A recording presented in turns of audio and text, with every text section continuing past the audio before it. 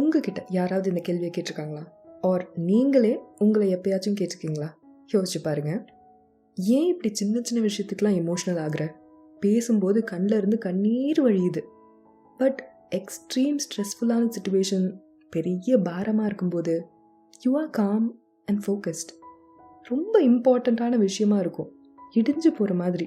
சில டைம் நம்மளை விட்டு போயிருக்கோம்.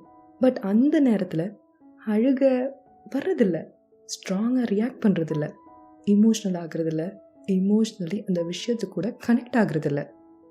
நம்ம என்ன சைக்கோவா அப்படின்லாம் தோணும். உங்களுக்கும் தோணியிருக்கா? அப்போது இந்த எபிசோட் உங்களுக்கு தான். வணக்கம், நீங்கள் கேட்டுட்ருக்கிறது திஸ் லைஃப் டிக்கெட் பாட்காஸ்ட். நான் உங்கள் விபி. ஒர்க் பண்ணிக்கிட்டு இருக்கும்போது ஒர்க்கில் ஒரு மிஸ்டேக் ஆகிடுச்சு. ரிப்போர்ட்ஸில் நம்பர்ஸ் தப்பாக கொடுத்துட்டோன்னா ஐயோ அப்படின்னு பதறுவோம், ஆன்ஷியஸ்னஸ் ஃபீல் பண்ணுவோம். தப்பாகிடுச்சு, வேலையை டைமுக்கு முடிக்க முடியலன்னா இதை யார்கிட்ட சொல்கிறது, சொன்னால் என்ன ஆகும், என்ன நினைப்பாங்க, ஹெல்ப் கிடைக்குமா, திட்டுவாங்களா அப்படின்லாம் பதறுவோம். சரி, சொல்லித்தானே ஆகணும் அப்படின்னு போனால் நல்லா பேசுகிற 4 வாரத்தையும் மறந்து பேசும் பாஷையே மறந்த மாதிரி திணறுவோங்க.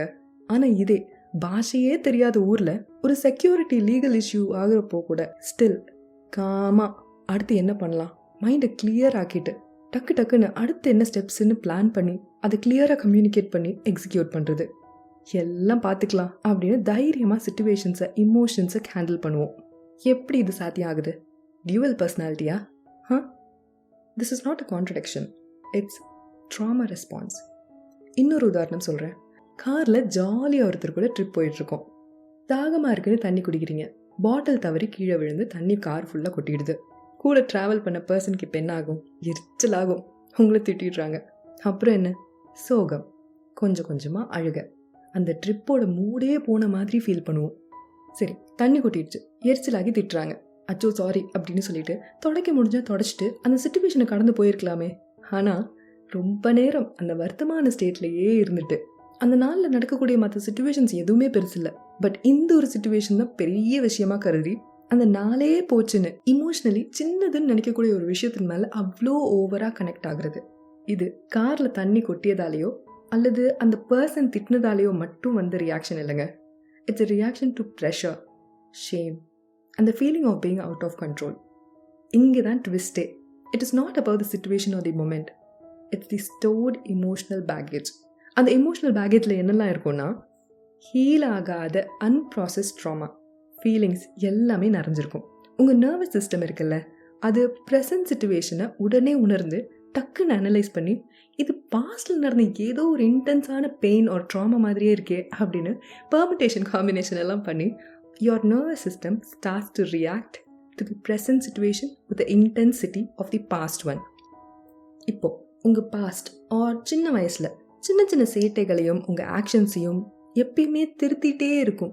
குறை சொல்லும் ஒரு செட் ஆஃப் பீப்புள், கரெக்டாக இருக்கணும், ஒரு எக்ஸாம்பிளாக வளரணும் அப்படின்னு எக்ஸ்பெக்டேஷன்ஸ் வச்ச ஒரு என்வாயன்மெண்ட்.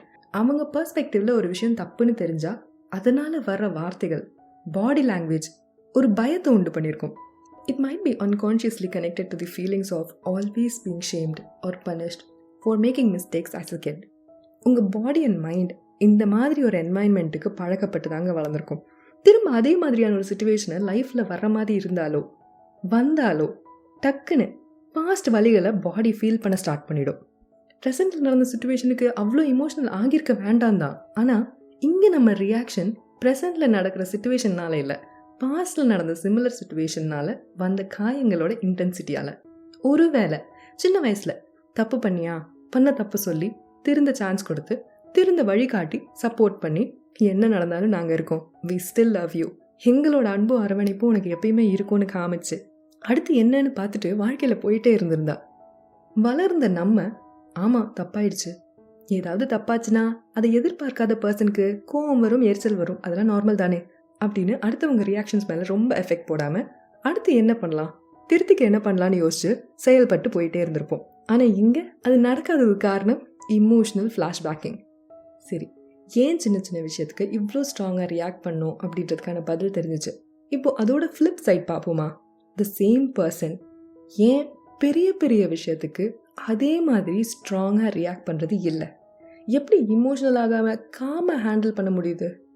இதே அந்த கார் ஒருவேளை ஆக்சிடெண்ட் ஆகியிருந்தா, தான் அடிபட்டு ரத்தம் சொட்ட இருந்தாலும் அடுத்து என்ன, பக்கத்தில் இருக்கிறவங்க எப்படி இருக்காங்க, எப்படி காப்பாற்றுறது, எப்படி கார்லேருந்து வெளியே வர்றது, வந்து எப்படி ஹெல்ப் கேட்குறதுன்னு பாடி அண்ட் மைண்ட் பயங்கரமான ஒரு வில் பவரோட ஒர்க் பண்ணிகிட்ருக்கோங்க.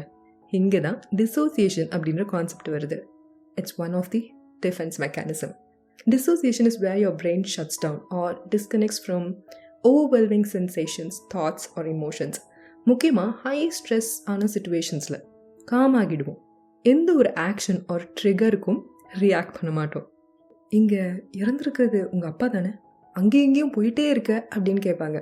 பட் அந்த ஹைலி இமோஷ்னலி ஸ்ட்ரெஸ்ஃபுல் சிச்சுவேஷனில் அந்த பர்டிகுலர் நேரத்தில் வீட்டில் ஒருத்தரோ 2 பேரோ தான் இருந்திருப்பாங்க. எல்லாரும் அழுதுட்டு அப்பா கூடவே உட்காந்துட்டு இருந்தா யார் சொந்தக்காரங்களுக்கு கூப்பிட்டு சொல்கிறது, யார் டெத் சர்டிஃபிகேட் கோடுறது, ஒரு ஊர்லேருந்து இன்னொரு ஊருக்கு போகணும், யார் ஆம்புலன்ஸை கூட்டிகிட்டு வர்றது, யார் அடுத்த காரியங்களை பார்க்குறது? someone has to do it.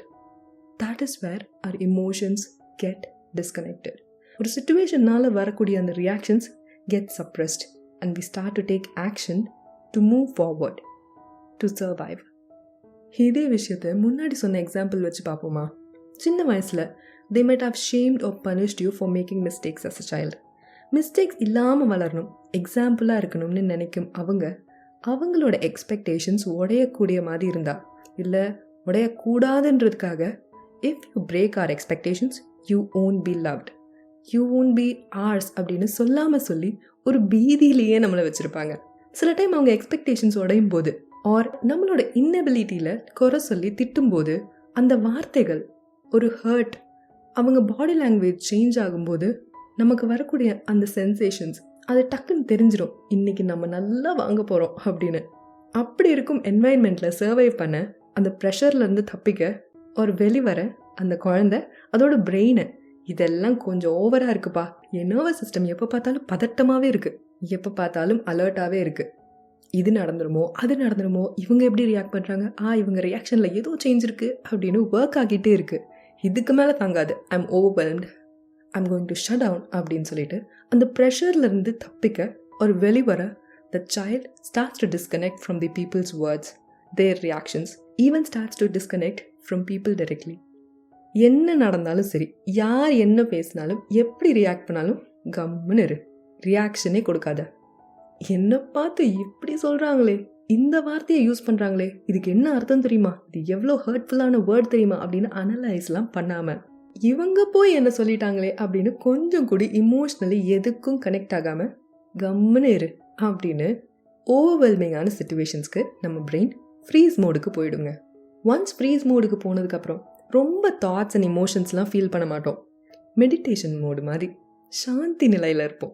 அப்போது அடுத்து என்னன்னு கிளியராக யோசிக்க முடியும், நெக்ஸ்ட் ஸ்டெப்ஸ் எடுக்க முடியும். ப்ரெசென்ட்டில் அதே மாதிரி ஒரு ஸ்ட்ரெஸ்ஃபுல் சிச்சுவேஷன் ஃபேஸ் பண்ணும்போது உங்கள் பிரெயின் இப்போது வேறு சிச்சுவேஷன் ஆச்சே அப்படின்லாம் யோசிக்காது. Your nervous system will check the present intensity. அது பாஸ்ட் கூட எங்கேயோ கம்பேட்டபிளாக இருக்குன்னா அன்னைக்கு இதே மாதிரி இன்டென்ஸான சிச்சுவேஷனை நீ சர்வை பண்ண இப்படி தான் டிசோசியேட் ஆன. ஸோ இப்போ நீ ப்ரெசென்ட்டில் சர்வை பண்ண அதே மாதிரி இமோஷ்னலி டிசோசியேட் ஆயிரு அப்படின்னு தான் ட்ரிகர் பண்ணும். இதே விஷயத்தை ரொம்ப சாதாரண ஒரு எக்ஸாம்பிளாக சொல்லட்டா, ஃபீவரா, ஹெட்டேக்கா, இந்த டோலோ 650ன்னு நம்ம இப்போ வரைக்கும் எதுக்கு கொடுக்குறோம், எப்போ கொடுக்கணும்னு தெரியாமையே அன்னைக்கு எனக்கு சரியாச்சு, இப்போது வேற எந்த கேஸாக இருந்தாலும் பரவாயில்ல இன்றைக்கும் சரியாயிடும் அப்படின்னு சொல்லி அசால்ட்டாக அதே டோலோ 650 எடுத்து சாப்பிட்றோம்ல, அதே மாதிரி தான் பேரண்ட்ஸ் ஆர் லவ்ட் ஒன்ஸ் கொஞ்சம் நேரம் நம்மக்கிட்ட கோச்சிக்கிட்டாலே திரும்ப நம்மக்கிட்ட எப்போ பேசுவாங்க, எப்போ அவங்க நார்மல் ஆவாங்க, திரும்ப அந்த அன்பும் அரவணைப்பும் எப்போ கிடைக்கும்னு அவங்க பின்னாடியே அமைதியாக சுற்றுவோம். காலையே சுற்றி சுற்றி வரும்னு சொல்லுவாங்கல்ல, அது மாதிரி. ஆனால் ஏதோ ஒரு விஷயம் நம்மளுக்கு பிடிக்கலைன்னா, யாரோ ஒருத்தர் நம்மளுக்கு பிடிக்கலைன்னா ஒரு செகண்ட் தான் அந்த ரிலேஷன்ஷிப் ஒரு பாண்டை கட் ஆஃப் பண்ணிவிட்டு அவங்க லைஃப்பில் மீட்டே பண்ணாத மாதிரி போயிட்டே இருப்போம். இதுவும் டிசோசியேஷன் தான். பெரிய பெரிய விஷயங்கள்லேருந்து நம்மளை நாமே பாதுகாத்துக்க, ஹை ஸ்ட்ரெஸ்ஃபுல்லான சிச்சுவேஷன்ஸ்லேருந்து வெளிவர நம்மளே லேர்ன் பண்ணும் ஒரு சர்வைவல் மெத்தட் தாங்க. It's a response to our trauma. Dissociation, a defense mechanism. இப்போது ஏன் பெரிய பெரிய விஷயங்களுக்கு நீங்கள் டிஸ்கனெக்ட் ஆகுறீங்கன்னு தெரிஞ்சிச்சா? ஸோ நெக்ஸ்ட் டைம் சின்னதுன்னு நினைக்கும் விஷயத்துக்கு நீங்கள் அழுகுறீங்க, ரொம்ப நேரம் உங்கள் சோகத்தையே சுமந்து ஓவர் திங்க் பண்ணுறீங்கன்னா, pause before you shame your self. Because our body remembers what our mind might not. இதில் புரிஞ்சிக்க வேண்டியது ஒரு விஷயம் இருக்குங்க. நம்ம சின்ன சின்ன விஷயத்துக்கு இவ்வளோ அட்டாச் ஆகி ரியாக்ட் பண்ணுறோன்னு நம்மளுக்கு தெரியும். சில டைம் அது பாஸ்ட் ட்ராமாவோட ரெஸ்பான்ஸ் தான் காரணமாக இருக்கும்னு நம்மளுக்கு தெரியும். பட் அந்த பாஸ்டில் எந்த சிச்சுவேஷன் என்ன ரியாக்ஷன் நம்மளுக்கு தெரியவே தெரியாது, மறந்துருக்கும். பட் நம்ம பாடியோட நர்வஸ் சிஸ்டம் நல்லா ஞாபகம் வச்சுருக்கோங்க, மசில் மெமரி மாதிரி. ஸோ அதை தெரிஞ்சுக்க you can take help from a good psychologist. Therapy போனால் நல்ல ஹெல்ப் கிடைக்கும். அதே நேரம் பெரிய விஷயங்களுக்கு எனக்கும் இதுக்கும் சம்மந்தமே இல்லை அப்படின்ற மாதிரி நீங்கள் ஃபீல் பண்ணால் நீங்கள் சைக்கோலாம் இல்லைங்க. உங்கள் பிரெயின் அதுக்கு தெரிஞ்ச பெஸ்ட் வேல உங்களை சேஃபாக ப்ரொடெக்ட் பண்ண ட்ரை பண்ணுது. And remember, you are not overreacting, you are responding to something real inside you. இந்த எபிசோட்லேருந்து சின்ன நல்ல தோட்டங்கள் கிடச்சிருந்தாலும் I am more happy about it. Defence mechanism பற்றி இன்னும் நிறைய எபிசோட்ஸ் நம்ம சீரீஸில் இருக்குது, அதையும் கேளுங்க. நெக்ஸ்ட் எபிசோடில் பார்க்கலாம். பாய்.